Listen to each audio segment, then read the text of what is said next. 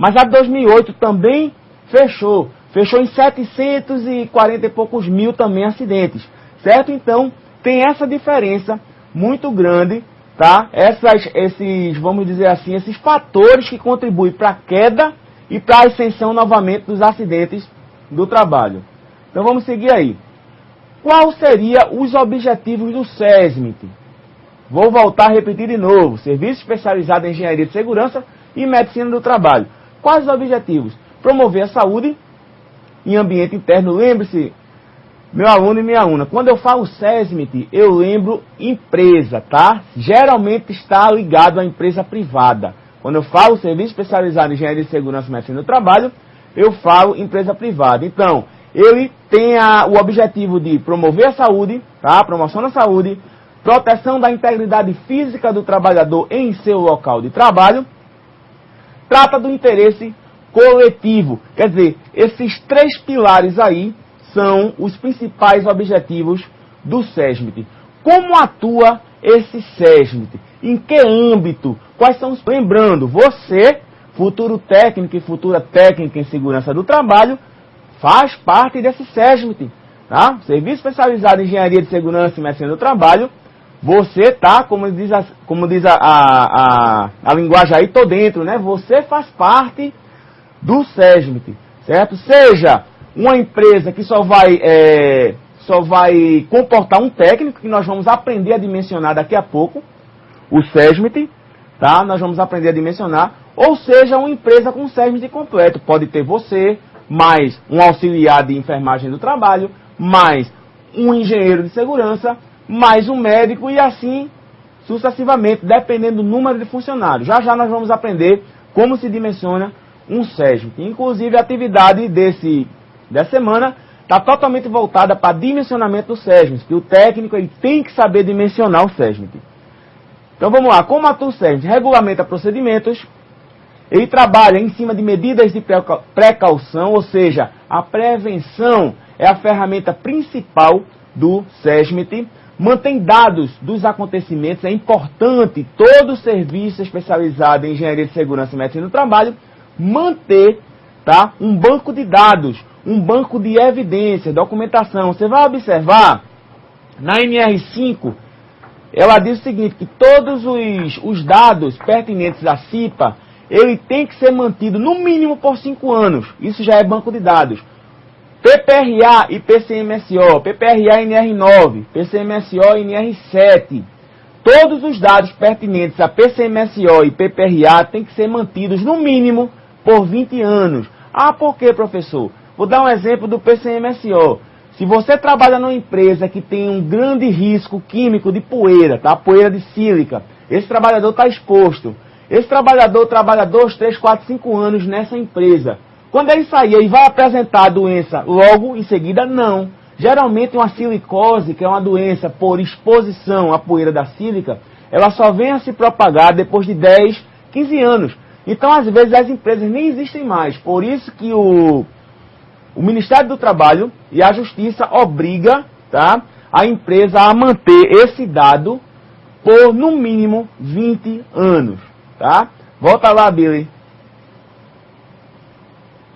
Então, mantém os dados e acontecimentos, né, um banco de dados, atua para que as medidas sejam respeitadas, ele atua não só com a conscientização, bem como a fiscalização dentro do ambiente de trabalho e dentro da empresa, tá? Deixando claro que há técnico e técnico. Cada técnico em segurança do trabalho vai desenvolver a sua forma de trabalhar. Tem técnico que gosta de trabalhar na conversa, tá? No diálogo, mas tem técnico que já chega dando advertência. Então eu costumo dizer que o técnico de segurança ele tem que ser dosado. 50% ele tem que ser área, 50% teórico, documentação. E ele não pode ser mais aquele técnico como antigamente, que o pessoal era formado, os primeiros técnicos de segurança, e pegava o chicote e saía, usa o EPI, bora, tal. Não pode mais fazer isso.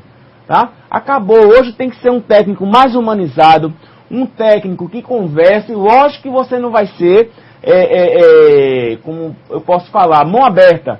Né? Você tem que manter um padrão, tá? Tem que conversar com o trabalhador. Se ele não respeitar, você está com a lei do seu lado. tá? Você pode muito bem dar advertência a ele, e se ele ainda não respeitar as normas, ele pode sofrer sanções até por demissão por justa causa, tá certo? Mas há técnicos e técnicos. Então, atua para que as medidas sejam respeitadas, apura os acontecimentos, ou seja, a questão de investigação de acidentes, a questão de relatórios de acidentes, inspeções de segurança, tudo isso, todos esses fatores aí são atribuições do SESMIT. Atende à legislação, porque a legislação obriga, tá? Vamos dizer obriga, eu acho uma palavra muito agressiva. A legislação determina, convida educadamente a empresa a manter, tá? Dependendo do número de funcionários, o serviço especializado em engenharia de segurança e medicina do trabalho. E também aplica as melhores práticas, procura aplicar as melhores práticas, tá? A fundamentação legal e técnica. Não podemos falar de nenhuma instituição, de nenhuma ferramenta de segurança e saúde do trabalhador sem ter um fundamento legal, um arcabouço jurídico. E quais são esses fundamentos legais? Então vamos lá. O artigo 162 da CLT, ele diz o seguinte: as empresas, de acordo com as normas a serem expedidas pelo Ministério do Trabalho, estarão obrigadas a manter serviços especializados em segurança e em medicina do trabalho. A NR4 da Portaria 3214 de 1978 do Ministério do Trabalho diz sobre os serviços especializados em engenharia de segurança e medicina do trabalho, ao qual nós estamos debatendo sobre ele, tá? Alguma dúvida, Tatiana?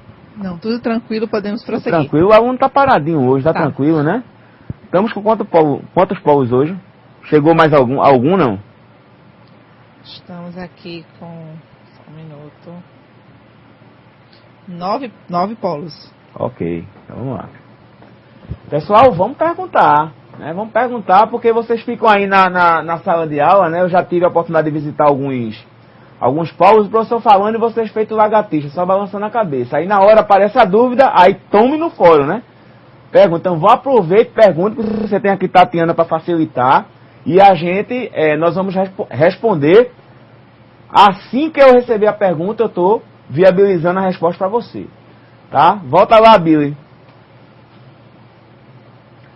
Então, você tem a NR4 e o artigo 162 da CLT, que fundamenta. Também tem algumas NBRs, Normas Brasileiras Regulamentadoras da ABNT, que fala também dos serviços especializados em medicina e segurança do trabalho e outras portarias. Mas o mais importante, né, as normas mais importantes são o artigo da CLT e a NR4 do Ministério do Trabalho.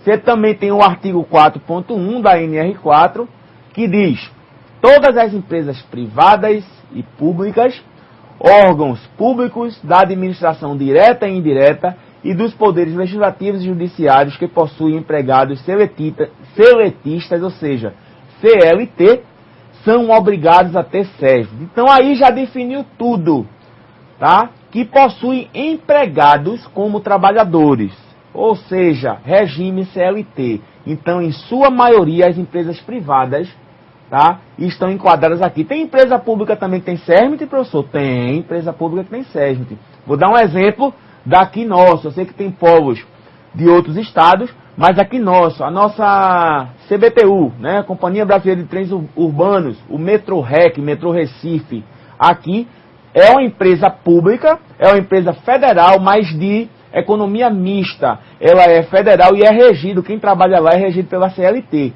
E lá tem engenheiro de segurança, médico do trabalho, enfermeiro do trabalho, técnico em segurança do trabalho. Então, lá tem o serviço especializado em engenharia de segurança do trabalho, que não é só aplicado para empresas privadas, tá?